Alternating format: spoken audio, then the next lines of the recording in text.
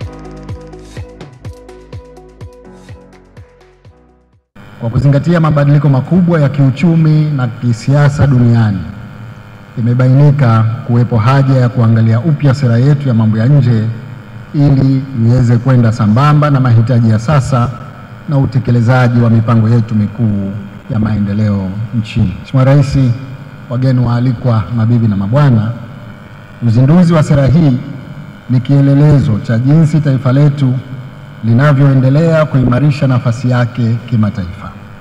Nimefurahi kusikia kuwa sera hii imeweka malengo mahususi ya kuendeleza kwa vitendo diplomasia ya uchumi ikijumuisha uchumi wa bluu. Kadhalika imetambua mchango wa diaspora katika kuchangia maendeleo na kueneza lugha ya Kiswahili ulimwenguni. Nitoe rai kwa Wizara ya Mambo ya Nje na Ushirikiano wa Afrika Mashariki na mabalozi wanaowakilisha Tanzania katika nchi na mashirika ya kimataifa kuhakikisha kuwa Zanzibar inanufaika kikamilifu na fursa za kiuchumi na kijamii zinazopatikana kupitia ushirikiano wa uwili, kikanda na kimataifa.